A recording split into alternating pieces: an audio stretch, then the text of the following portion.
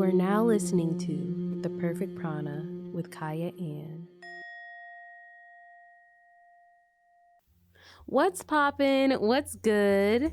You're listening to The Perfect Prana Show. I am your host, Kyah Ann, a yoga enthusiast, a Columbia College student studying radio and voiceover, and a human being. That's my identity right now. Literally human. Like a little bit of yoga news. What's going on in the world of yoga? What's going on with my personal journey? Of course, Yoga Heals, special guest coming on. I'm very excited for this guest today. And also the weekly wellness challenge, last week's challenge, this week's challenge. Yeah, get into it. But before we really get into it, let's center ourselves. Whether you're at a park, sitting on a bench, on your couch, sitting at work, it's the weekend, or you're listening to this on Apple or Spotify at your own leisure. Maybe you're in the car. Wherever you are, let's find our center. Bring awareness to your body, to your toes, your ankles, your calves, your knees, your quads, your back, your shoulders, your tummy, your neck, your eyes, your tongue. Really honing in on all the five senses. What do you smell? What do you feel? What do you hear? What do you taste? It's funny, as I said, each body part, I felt a feeling in that particular body part. And it's just like I wasn't paying attention to it before, but I am now. So yeah, sitting up nice and tall on your sit bones, or standing, or laying long, whatever your posture is right now. That is fine and that is acceptable. Roll your shoulders up and back to open up your heart. Relax your eyebrows. Relax your jaw. If it's safe, close your eyes. Take a deep inhale through your nose and hold at the top. And then exhale through your nose and hold at the bottom. Take a deep inhale and fill your belly up. And then exhale to deflate your belly. Take a few deep cleansing breaths at your own pace. And just keep breathing. Just keep focusing on your breath, focusing on that prana translating to breath as in the breath of life, or our energy source. I declare centeredness. Now let's get on with the show. Yoga news. Trigger warning. I will be discussing a missing persons case. Yoga news. Southern California woman disappeared during yoga retreat in Guatemala weeks ago, family says. Nancy Ng, a 29-year-old from Los Angeles, was on a yoga retreat in Mexico, and she departed from the group and went off with a friend to go kayaking in a lake. And the friend said that she got out and went swimming and then drowned after that. But they haven't found her body. She's just missing. They've searched 95% of the lake, and it's not looking so good. The family believes it's a possibility she could still be alive. There's a little bit of weirdness going on with the story because the witnesses reported her missing like 24 hours from the incident, and it just took a long time. It seemed like they were taking a really long time to report what was happening to the family. So it's all very unfortunate. My heart really goes out to her and her family. I hope that she's still alive. That would be ideal. Best case scenario, what even is the best case scenario? It all sucks no matter what, because even if she is alive, then she's stuck somewhere, in a dangerous situation, most likely. There was a video of her soon before she went missing where she was waving and smiling as she was kayaking in the lake. So it's just really unfortunate. I hope that there's more answers that come out soon. I can't imagine how daunting this must be for her family. Like, she could still be alive, but she's probably not. Officials are assuming that she just drowned, and that's what the witness was saying. So the family was saying that the witnesses aren't cooperating though, so they just feel like there's something strange going on. I hope not. Hopefully in a perfect world, again, she would just be found alive and healthy and okay. We are living in this world, and this world is imperfect. That's arguable. Why do bad things happen to good people? You know, sometimes it is like that. Sometimes people have so much ahead of them, but then in a second, it's all gone. And they are excited about life, and they do want to be here, and they would give anything for another breath of life. But then it's all gone. And why is it like that? I don't know. Sometimes maybe it's just random, maybe it's just meant to be. Why do we get so much mercy when we do so many reckless things that could take us out, but they don't? We don't get taken out by all the reckless things that we do. It's mercy, but we're not always guaranteed that though. So it's scary.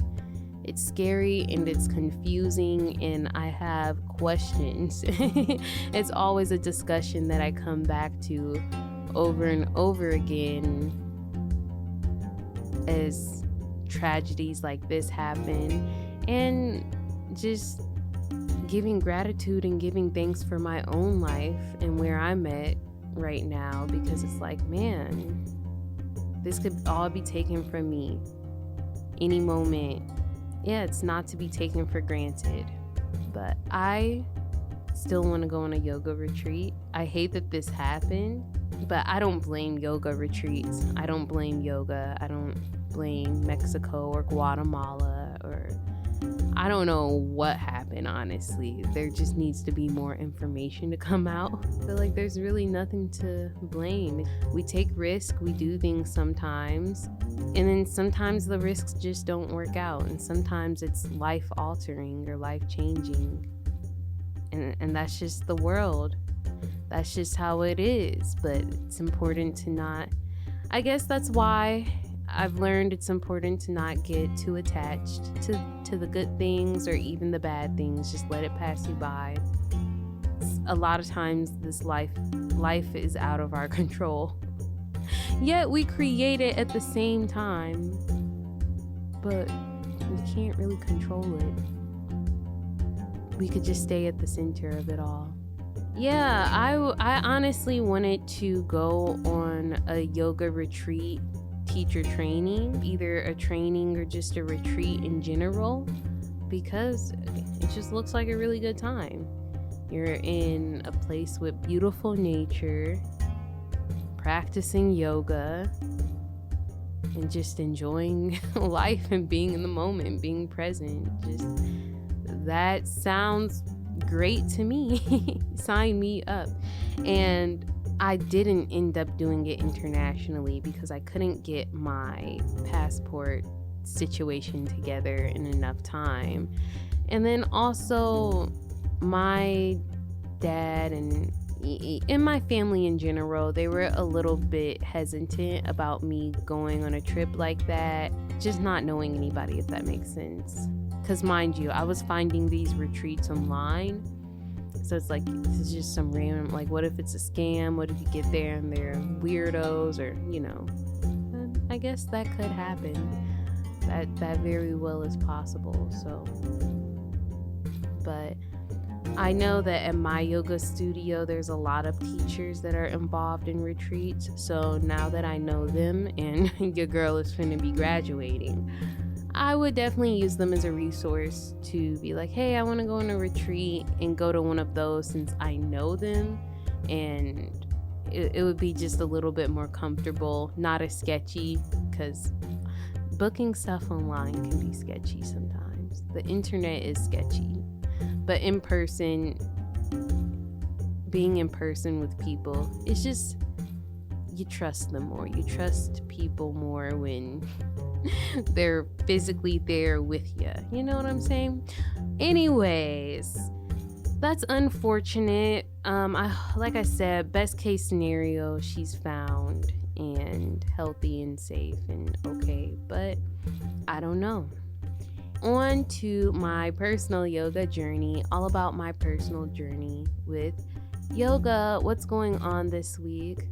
Before my Wednesday class, I was in bed, and I honestly was in bed to the last moment. Like I just was like, contemplating, like, I just want to stay out of bed. I really had to activate my willpower and my will to live in order to get out of the bed. I don't know if it was the lack of sunshine or why I was just like, I could just sleep. I was like, I gotta get up and I gotta go. Like, there is no other option. So I pushed myself to do it. And of course I did it. And it was a great class. And I absolutely had no regrets at all. It was an amazing class. And I was also glad that I went to my Wednesday class because I had another yoga instructor infiltrate my class. No, I'm joking. No, seriously though, he's an instructor, and he came to my class and he was like, oh yeah, I teach at the gym too, and he just was deciding to go to all the classes. Was really glad to have him because I did not nail anybody down for my interview. But when he came to class, I was like, look at that. I have somebody to interview.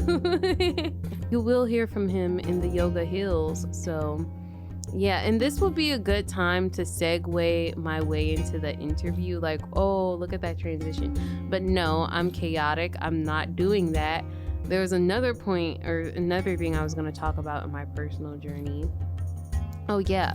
The other day when I was feeling super low energy, I had saw this girl on social media saying like she did hundreds, like 107 or 108. I can't remember the exact number, but she did 100 and something sun salutations all at once, And then I was like, and I was just reading through why she did it, and I felt like that was interesting and something that I should do.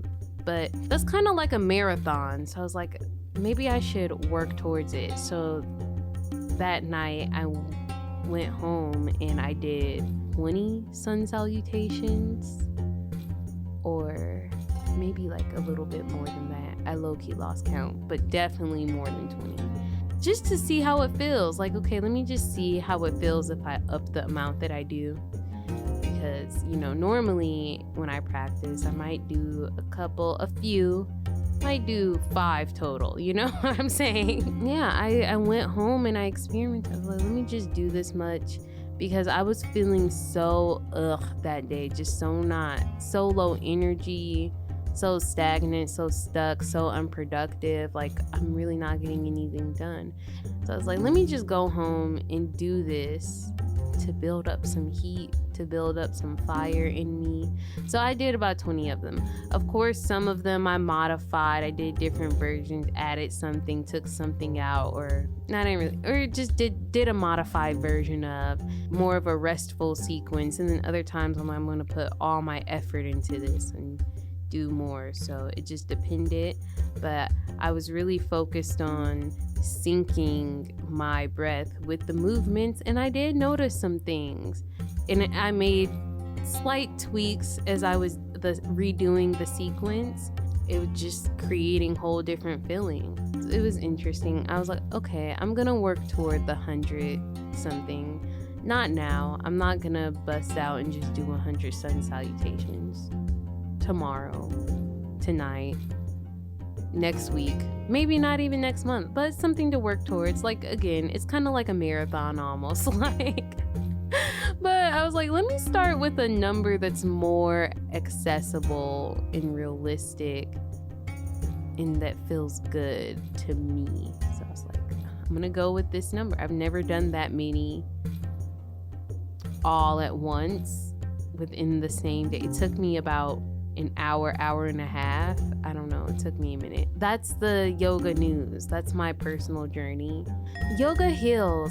This week's guest, Michael Sekhem. I hope I'm pronouncing his name right. I should have asked him how, but it's Michael. And he's actually the one that came to my yoga class. So his mission is to cultivate yoga awareness and breath consciousness for men in particular, everyone, but this is his specialty, and rightfully so, because there is a lack of men doing yoga, and there's more and more over time, but it's been something associated with women. But it's like everybody needs yoga, not just women. It's not just about being all flexible and whatever. So anyways, let's get on with the interview. When did you start practicing yoga, and why? And why do you still practice today? I started literally when I was 12 years old. And it was because I was curious. I'm always curious. I've always been curious. And I used to get up around, always get up around 5:30 to use the bathroom. And at the time, my mom was a lawyer, but like at a new law firm. And so she heard like yoga and like working out early in the morning was really good, for the endorphins, get you up, get you ready and focused. And so she was doing that, I think Buns of Steel and all that stuff was out, so she did that. Of course, I didn't snatch those tapes, but I did see her doing this, crossing her legs. And she was like, now that I know it's like a Warrior 2 or something like that, I'm like, what is that? And so I went and got the tape, and it turned out to be Rodney Yee, who is somebody that you could look up on Instagram. Sorry, I'm not trying to give out free publicity, but yeah. So I took that tape and I watched it for about a year, and that changed my life. Because at first I was just like, what is this? What is she doing? And I was always high energy growing up. And so it's still to this day. And so it helped me to like balance myself. And all he did really is just talk about breath. So that brought me all the way up till now. I lost it between 13, 14, all the way up to about like 25. But before I went back into yoga, I was into Tai Chi and Qigong, and I had gotten into a car accident. So all these things, plus yoga coming in my life, and then me being certified at 26, 27, it brought me to where I am now. And I use it daily, and I help other people, make this a part of their life, not like they got to break out of a yoga mat all the time. They can just breathe. And so it's brought me to here from 12 years old. So why do you still practice today? Because it brings me peace. It gives me a space where if I have to get out my emotions that are not necessarily, verbal, yoga gives me a lot of that, especially when go into like the 8 limbs. It's a lot of, it's meaty. And so it's things that you can focus on, not just the poses, but I do focus on harder poses, things I have to really center myself. Like today, I got some footage of me doing a headstand without hands. I finally got that, but I had my heels like kind of on the window mirror. So yeah, I used to do those a lot. So yeah. Yes, I was definitely Instagram stalking you. Yeah, you have to. You have to. So where else do you teach at besides LA Fitness? So I teach at Studio Yogi, which is at 1840 East 71st Street, and it's in South Shore. It's a new establishment. It's been there about 9 months. And I also teach at Blue Lotus, which is on 63rd or 816 East 63rd Street. That's 63rd in Cottage.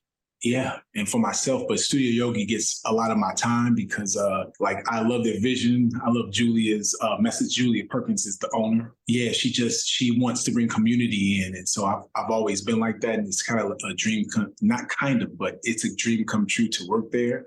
And I know just some beautiful things are coming out and will come out more, going forward. So yeah, those are the two places I teach at mostly, but I do teach men's yoga with someone else, but it's not through a studio. It's through Blue Door Neighborhood Center. Wait, it's like a class specifically for men? Yes.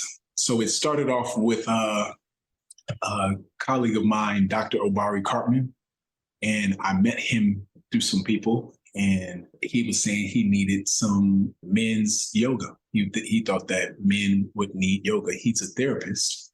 He would do like drum circles and then he would talk afterwards. But he was like, what if we could have yoga and then the drumming and then the circle, men's circle?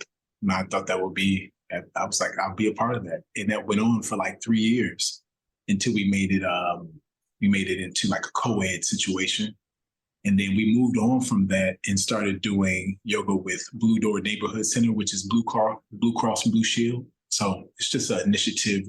We go there and offer services of, yoga and breath work. And then they're free to, shop with Blue Door about any medical services that they need. So, but now men's group is at Studio Yogi now on Sunday. And now it's just family yoga with Blue Door. So that's what I do. So it's always a like 4 or 5 month initiative. And then we break. And then we always come back, in the spring. So, yeah. That is so amazing and beautiful. Thank you for sharing with me about your journey and also part of your mission.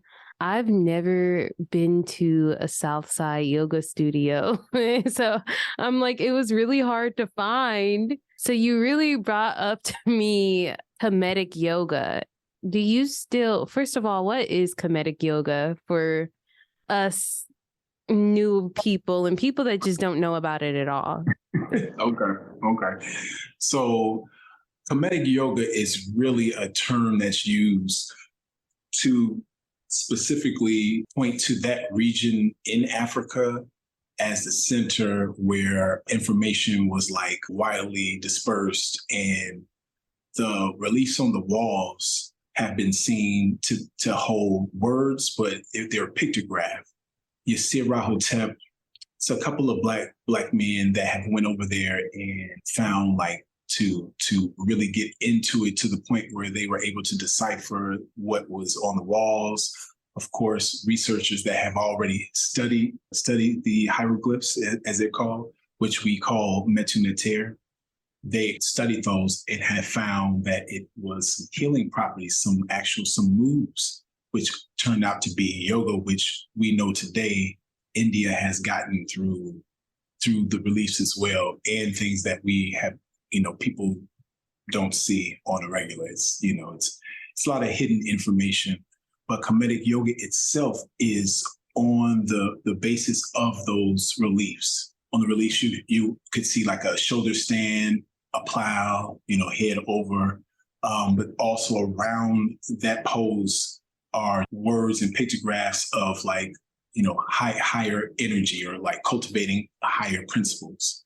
And so it's always been a part of society is breath work and yoga. Only thing about Kemetic yoga, though, is also the spinal, like the breath in the spine are like big. So you got the caduceus, which is the spine, the wings. You always see somebody with wings with a disc around their head, right? That's the energy that you get from doing that pose or focusing in on that energetic release. And over time, you're supposed to visualize those things as well. An aura, it's like a aura, a hot aura, moon aura. It depends on what the purpose is. That's what really yoga I've seen is. It's a spiritual practice, and spirit being breath is not the spiritual world that you know today, where it's like, you're right, I'm wrong.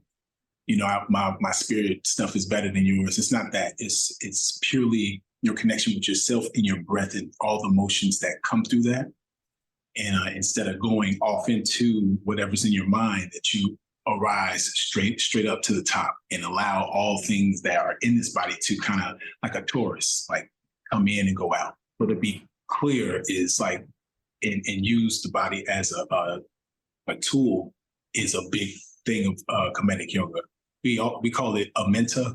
It's like nirvana, where it's a space inside you, that you can go like a headquarters to recharge. Smaitawi is a different system, and that consists of 5 phases. Kemetic yoga consists of Kemetic yoga, which is the reliefs, and then the yoga skills, which Yasir also created. That's more the yoga flow, like the Kemetic yoga flow. So it's more so like Ashtanga, Hatha kind of base, but in the way of 90-degree angles. And so 90-degree angles are everywhere that we look, right? So it's all about strengthening the spine and finding the connection from the feet all the way up to the head. So we usually hold poses. Anything else you would like to know? What really is the difference between Kemetic yoga and, I guess, traditional yoga? Yeah, I guess so. I mean, what we know that is traditional. Just speaking about, I don't think it's a right and wrong way. It is a touchy subject, and I know I'm smiling and I'm like blasting through. The difference from me, now this is my opinion, right? And also I've heard my teachers say it as well, is that the difference is we truly focus in on the breathing. We cut out a nice portion of the class, which not, people gravitate to it because they need it. Sometimes people are coming to yoga to like work out. And with Kemetic yoga and even the Smaitawi yoga, which people also call Egyptian yoga, it's not a workout. It's a spirit release. So we use our breath to release any tension in the body and make the body, bring the body from stiffness to being subtle. So it's like, soft but strong inside.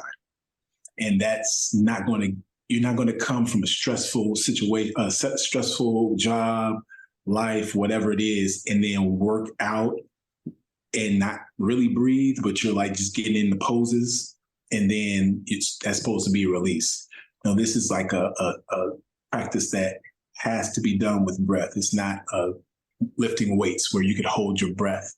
No, you have to breathe. And the better you breathe, the stronger the more you release, and then the stronger you get doing things that require your whole strength or your whole focus. Some is like balance, and so Kemetic yoga is really focused in on getting you to breathe from the diaphragm. So diaphragmatic breathing is like the core. Even Smaitawi it's a symbol on the walls of what's called Egypt, I guess, but Kemet. And it's 2 men, they're brothers, and it's Set and Horus. And Set and Horus weren't like actual people. These are energies that we use to depict something that goes on with us. So telling a story, pictograph is a better way of telling stories. You're also speaking to the person through their eyes, their vision, and then of course reading the script, the script on the wall. But the script is not even words; it's also pictures. So, but you're understanding them once you know what they mean, and that also transforms the person because it becomes them. Kemetic yoga is a little bit deeper than most of the the yogas out there because it's not Indian yoga, if I could say that. Yes, it's big on the words, the syllables. Those have a big meaning, right? But the spiritual aspect of it, yoga was never really spiritual for India. It was about being like a gymnast or like being flexible. That was the main purpose. And that's what you see. It's like, people who were in the gym, not gym, but gymnasts, like from young and always flexible. It was a way to keep them flexible and not get stiff and all that stuff. So it was a big way of keeping them in shape. But the spiritual aspect of it was never really accepted by India. Only the outside, only the exoteric version, looking good, doing like wild poses and holding yourself up and stuff like that. That was a big thing, and it still is. You can see it now. It's a big thing in yoga. But the spiritual aspect, not so much. Even though we know India today as a spiritual, you go through the mantras and different things that are in it. But yoga, that's not the yoga. That's something else.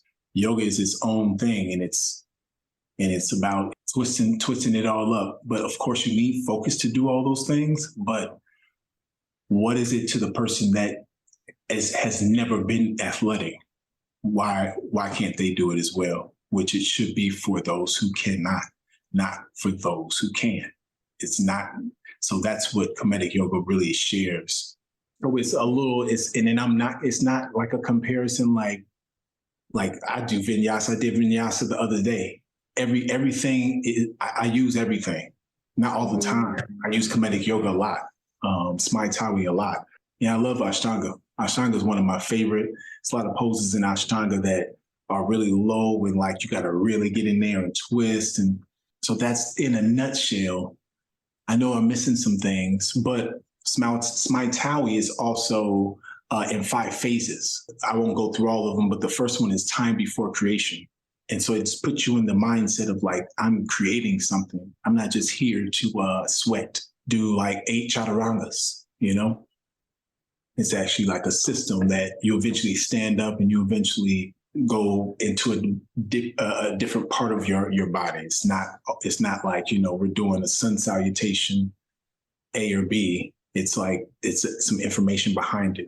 And what I teach outside to anybody watching this is like 25% of both of the systems. I don't say much at all because then I would have to explain. And then, if somebody had an issue about what I said, that might take away from just the instruction. So I don't say much. From what you described, I see a lot of parallels between Indian and Egyptian. And I guess it kind of does depend on the practitioner and like what they're practicing for, if they're truly experiencing this spirituality that people experience with yoga, that people deserve to experience with yoga. But I do understand that in yoga, the origins of it, I remember you saying this, I also remember learning it, was to train the military. And like you said, even for gymnasts or people that can do it, while yoga in Egypt was just a spiritual practice for the well-being of the practitioner. It was levels to it. It was also like taught. It's basically to have a better society. That's why I have the Jed pillar on my logo. That's the spine, and that's also about community as well. As we have to be stacked up. We have to be straight up and and organized. When you were describing the spine, it kind of reminded me of chakras. It is. All of it was working together. All that information is working together. Mm-hmm. Yeah, so I guess I kind of understood a little bit, but definitely, I guess the main thing is really just the history of the two. I probably did assume or think like, okay, any person in India that's practicing yoga is probably spiritual about it to some certain degree, but maybe not, you know? Yeah, to certain everybody, we are spiritual beings. So to a certain degree, it is. But when the goal is to bend the body out of shape, right? Mm-hmm. Then that's for people who like that's their goal. But for those who like say we had like a young man, maybe he's had some injuries, maybe he's a football player, but he needs to stay loose because if he doesn't, he's not going to be able to play what he likes to play. He's not going to be able to do what he do. On that level, he can use yoga to in the breathing process, and it's some dietary, not diet, but some changes that need to be happening. So inflammation can let you get into spots that you cannot get into. But the yoga could be used physically like that.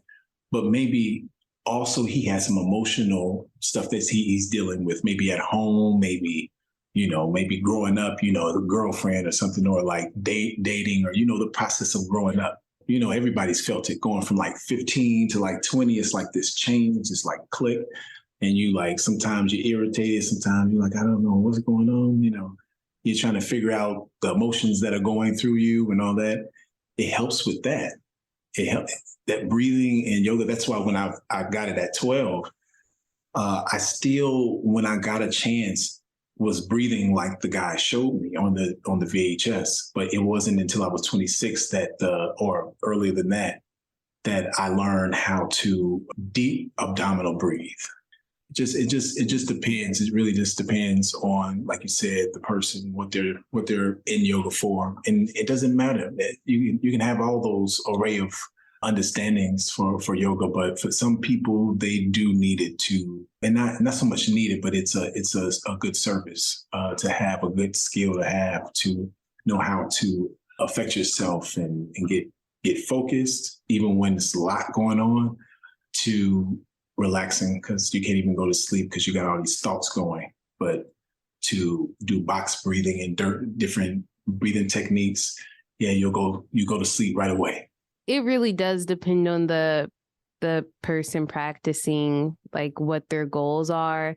But like I found that so many people have different reasons and stories about why they get into yoga, but then it like kind of generally comes out to be the same thing. Like we have all these different backgrounds, but then we're like, then I just found myself along the journey. I really want to share a story, and it's going to make sense because I did it from Columbia. You're at Columbia, right? Mm-hmm. So I was in the music department, and Ilya Livingston, he probably is still there. I went to Columbia College, or I graduated from Columbia College. I'm alumni, basically, music composition. And I really focused on the screen before they had the program. As soon as they had the program, I was like graduating. So I never did my master's there. I should have did my master's there, but whatever. But I went to LA for a internship, a film scoring internship. And that's when I found breathing.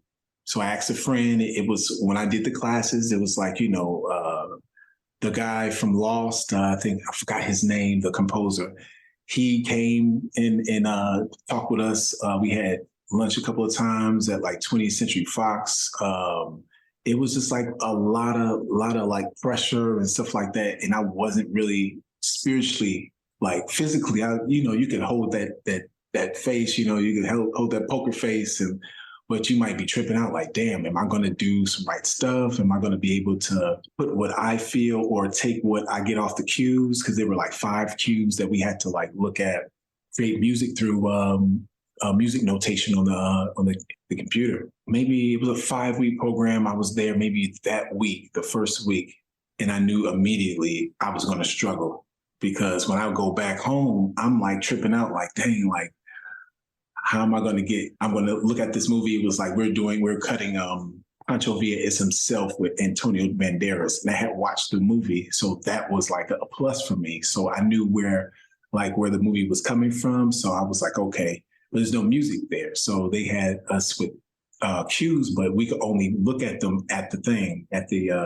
internship. So I watched the movie a couple times, and I was like, I'm missing something. I asked a friend back here in Chicago, like, could you send me, I knew they had like DVDs on Tai Chi and Qigong, and I had already been doing Qigong. Oh yeah, Qigong and Tai Chi, but Tai Chi in Chinatown. So I had already been doing that. That was helping, but I needed something else. It was like something missing. And I was sent a video of a guy named Dr. Asar Hapi, and he lives here in Oakland. And he's a doctor, he's a psychologist, hypnotherapist, a couple other things I'm not mentioning, but he really works on breath work. He was on the video, and he had this like hour and a half video where he was talking about how it's so important to breathe from the diaphragm. There's different ways of breathing, but diaphragmatic breathing is like really cleansing to the body. So once I got that, I was like, dang, I need to do this like every morning. It's just everything clicked like, okay, I'm gonna just do this the whole time. The first couple of days, I felt so different. Like it felt like something popped in my head where I was able to breathe and like think clearer too. So that's when it clicked for me. That's honestly when it clicked for me. And I didn't stop until I met the guy, probably in 2020. And from 2007, when I first got the video, to 2020, and he was like, he told me like, man, you're like a monk. Like you really like grabbed this for yourself. Like it wasn't like too much I had to be taught. Like just if it was basic, but it was the basics that really brought me to where I am now. I was good enough. Breathing is important. That is why this is called the Perfect Prana Show. Beautiful name, by the way. This is nice. Breathing is powerful. It's how else do we live? If we're not breathing, then we're not living. So respiratory system is the most important. Yeah. So it's like the most important. Without it, you don't. But we haven't. Every microorganism breathes in a way, even if they don't have lungs per se, like human lungs. It's a breath that it's a vibration that goes through them, electricity. That it's a breath as well. So I have routines and initiatives to get youth and adults in a good headspace, unless they're dealing with something that's a little bit more deeper, and that's a lot in yoga. I find that it's a little deeper, in terms of maybe diet or maybe needing herbal treatment, whatever it is. This is a holistic practice. So by itself, it's nothing. I like to talk to and teach beginners because they think that they give up right away. Don't give up. Just stay there, and hopefully you've picked a class. If not, pick my class. But if you pick the class that they take their time, I have a friend, Brandon Zen. He's phenomenal. He has slow flow. I've seen people that like are really tight and they like kind of nervous. You could say, shift the eye like, oh, what are we going to do? And then he just like disarms them. And sometimes I'm really good at disarming people as well in terms of like, just don't worry about it. And that's the start. So when you see somebody there on a headstand and their feet are like on their temple and stuff, it took time to get to that point. And sometimes people have done, like I said earlier, gymnastics where they've had to sit in poses and they're like, maybe resting on the ground, like maybe like a really deep camel, but, they're really trying to get their elbows to the ground and all that stuff. That takes time. So yeah. Definitely see all these people doing all these amazing postures, and I see it, but I don't see all the hours that they put in to get to that point. So correct. That's raw. Oh, that's definitely raw. As raw as it is to, do handstands until your, the webs of your hands are like hurting. So you gotta get like a kind of like a little twist in your wrist. Like it is raw. You can't push yourself. It's not like I got to get this handstand. You don't have to get it, but enjoy the journey to get it.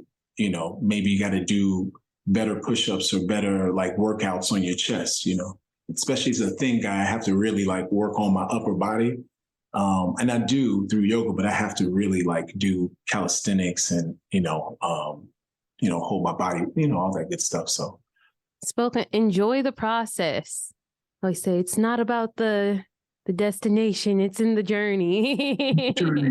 Again, it's a cliche for a reason. It's so a lot of this stuff is so simple. Mm-hmm. It's like, it's effective. And I know people like, oh, you only do yoga or yoga is not the cure, but like, I'm just a messenger. It works for me. Of course, the music side of me is definitely being meshed together to bring something out. But a lot of the stuff that I'm doing is it's coming. But I'm not here to like only make a name, and there's no clout involved. I just want to get to the young men and the young women that were my age that didn't have or don't have parents that are into anything. They just at work, and all they know is like what they can get in their hand, but they don't know about a sacrifice to, instead of let the TV watch you and you like, just let this thing blur at you. Instead, maybe read and maybe go into something that helps you to like understand yourself more. It's not, I don't see it as a religion either. Don't let the world get you too caught up. Okay. But thank you so much for coming on to the Perfect Prana show. I'm really glad to have you here and kind of introduce Kemetic yoga to us. Just talk about your own practice and your mission. I'm glad that you could share. Before we hang up, can you lead us through a pranayama? We just do a perfect box on the Perfect Prana show. All right. Okay. So we'll hold at the bottom. So we're inhaling. Okay. 4, yeah. Hold 4, exhale 4, hold 4 on the exhale, and we'll inhale after that. And it'll be 4.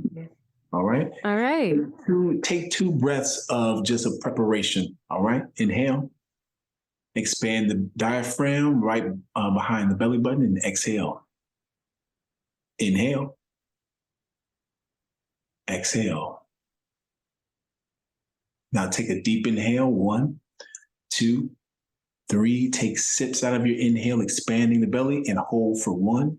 And exhale 4, 3, 2, 1. Pull the belly back towards the spine and inhale. 1. Here we go. 2, 3, 4. And hold for 2, 1. And exhale 4, 3, 2, 1. And hold for 4, 3, 2, 1. And inhale 1, 2. Take your time. 3, 4.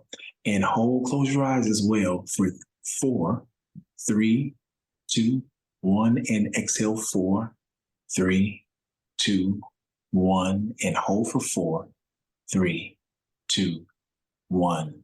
And inhale 1, 2. Let's do one more. 3, 4. I skipped a number. And hold for 5, 4, 3, 2. Let the feeling of tension come up, and then exhale 5, 4, 3. Pull the belly all the way in and hold your breath, and take a big inhale. Hold, and just exhale. Let all the energy that has come up drain down towards the feet. Allow yourself to feel heavy and strong. Thank you. I absolutely love your cues. What I was going to ask you was, how would you end a class? Because normally I say, may the divinity in me bow to the divinity in you, or something along the lines, and namaste. How would you end it if you're teaching Kemetic yoga? I've made it my own. I'm told, so there is a Kemetic way to end, and it's also chanting. Everybody has their different ones, but it's more so for like like the spirit, mind, and body. Whether you're studying Metu Neter or whatever it is, you can have, it's not mantra in Kemetic yoga, it's called a Hekau, Hekau. And so those are meditations that we do. But what I say in my classes is, may this practice give us a better perspective of ourselves and each other. And then I have people come from their forehead down to their chest. And I say, may this practice instill and give us a better heart for ourselves and each other. So which in Kemetic yoga and Kemet, everything was around the sun disk, the forehead, and the heart. So, yeah. Okay. Well, then to that, I will say, may this conversation give us a better perspective and understanding of ourselves. And each other. And each other, yes. Weekly wellness challenge. I challenged you all to spread the love, to give a compliment, affirmation, validation, confirmation to somebody outside of yourself. It's great to do it inward, but it's also very important to do outward. And I had a very lengthy discussion about this with my dad, and I'm glad that we did. And I feel valid in pursuing this challenge. And it's not just a challenge for a week, but it's just a way of life to practice seeing the light in people, even when it's hard. Sometimes we have to dig into our compassion and our empathy to see the light in people and to see that you're enough and you're valid as a human as you are, and you're doing your best. Like everybody needs that. Everybody needs to be validated and to be built up and to be loved. Not just by themselves, but by others as well. It's a perfect mixture of everything, of everybody. Like, we have to love each other, we have to love ourselves, vice versa, vice, all that. How did that go? It went interesting because I noticed that, okay, it's easy to do it for these people, but what about people that it's not as easy to do it for? And man, I really don't have anything nice to say about this person at all. And that's really messed up. In my head, I can't think of anything to validate them on, or they're just completely wrong, they're this, they're that. But then again, I had this conversation with my dad, and I dug deeper into our connectedness, into being a human being, and just man, that's valid, that's enough. To even say that I'm glad that you're here, to give somebody gratitude, to say hey, I'm glad that you're here. Because if somebody's here, then they're doing a great job, because they could be not here. They could make the choice to be not here and not present and not alive. They can make the choice to stop breathing. But the fact that they are getting up to live another day and to just be on this earth, that is amazing. That's amazing. That's enough, and you're perfectly valid for that. And I'm thankful for everybody that is here. Their light might not be shining in my face, but it can in the future, as long as they keep living, because every day is another chance to do something different and to change. So they might be down now, but in the future they might be completely different people, and they just need to know that they're loved and valid as they are now, and that this is the way of life, to just be compassionate for everybody. Because there was points in my life where I was struggling and I wasn't doing my best, and I might have appeared to be a hot mess to everybody, but I still deserve to be loved and validated then. It's not like Just because you're not being the most productive or getting the most done, or just because you're missing out on something or dropping the ball on this, or you don't know who you are, you don't know your path, that doesn't mean that you should just stop being alive. Like, no, because that'll change. What you know, what you learn, that changes. Growth happens at our own pace, but we have to stay alive to keep growing. And that's the point. This week's weekly wellness challenge, I will be performing Surya Namaskara, Sun Salutation, at least 5 times a day, and probably my additional practice at least 5 times, since I'm training for my Sun Salutation marathon, basically, of doing 100. So yeah, that's gonna be this week's weekly challenge. Feel free to join me. Feel free to meet yourself where you're at in your practice, though, because it's a lot. Sun Salutation, it is bow down to the sun in the morning, so that's a good time to practice it, but I practice it whenever.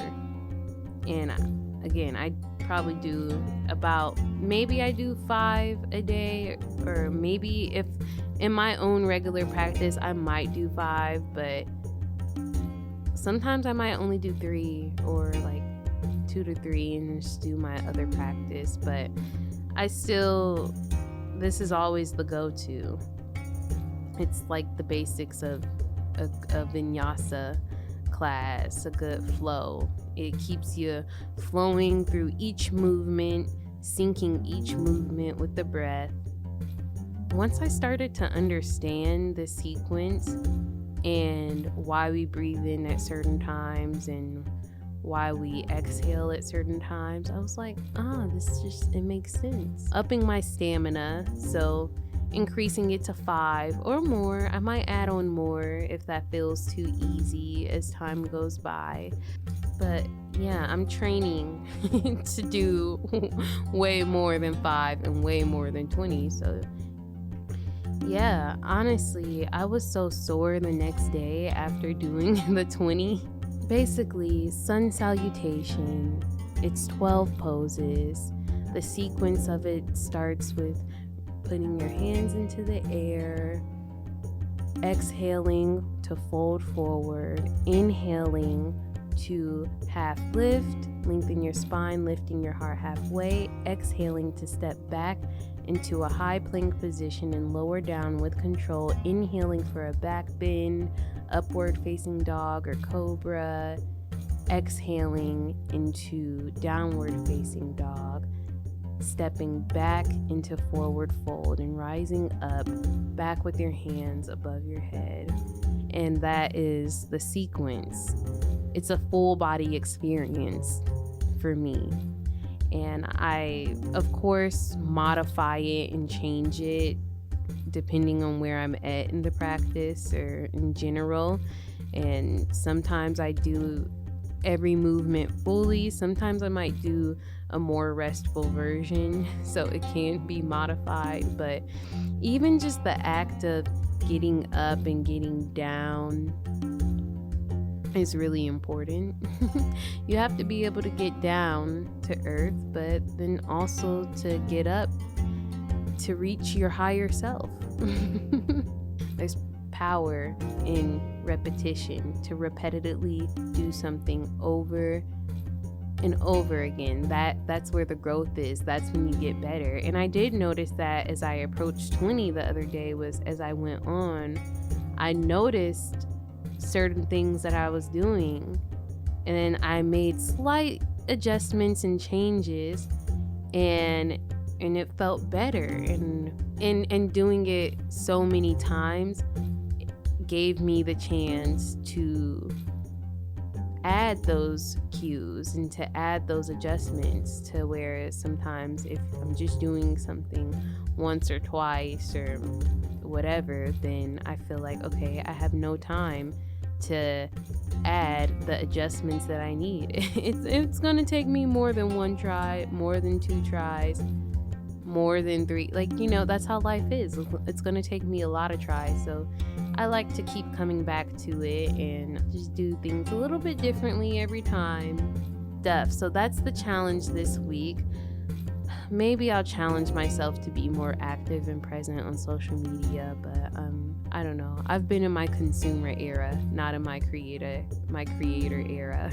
I'm probably gonna put out an extended version. So if you're listening on the radio and you're like, it's missing something, then there's probably an extended version out. Catch me on Apple and Spotify, and Saturdays and Sundays at 10 a.m. and 9 a.m. on 88.1 FM WCRX. If you want to keep up with me on Instagram at consistently Kyah, consistently spelled with a K, Kyah spelled Kyah. I am going to end out with a quote. This quote, it kind of ties into what I was talking about with my guest, discussing Kemetic yoga, Egypt versus India, and then also just ties into to being more compassionate, understanding of people, and also recognizing people, recognizing humans. This is the quote that I found, and the oneness of human beings is the basic ethical thread that holds us together. Muhammad Yunus. Muhammad Yunus is a Nobel Peace Prize winner and economist, entrepreneur. He's just really rich and really smart, basically. And he says, the oneness of human beings is the basic ethical thread that holds us together. The fact that we are human beings holds us together. We all live on this earth under the same sky with the same sun, the same moon, drinking the same water, more or less. And there's one truth that affects us all, whether we know it or not. So it's interesting to study different cultures and to look at different practices and see the parallels between them, and realizing, man, this is all from one source, from one truth. And no matter where you are in the world and what culture you're a part of, there are some objective truths. Is that we need to breathe, we need to move, that we are living, and we will pass on. And there could be other truths that I didn't name, but those are all true to me, and they're true across cultures. and each culture has its own, or should have its own, practices to live, breathe, move, and so on. So that also goes into compassion, just again having compassion for people and recognizing, hey, you're human and that's valid and that's enough. I'm human and that's valid and that's enough. Even if you can't see my light, the light is still there. It's just, there's a lot of darkness in the world, and sometimes that clouds us, but that's okay, because we still deserve to be here, and we should give each other gratitude for being here. So thank you so much for tuning in to the Perfect Prana Show. Another week with you guys. I'm so blessed to be here with you all. And I constantly say that. I say that almost like every yoga class. Like, yeah, I'm blessed. I'm very much blessed. And sometimes I might take that for granted or forget it, but I have to come back to the center, rein it all in, and just count my blessings, because with that being said, may the light and darkness within me bow to the light and darkness within you. Namaste.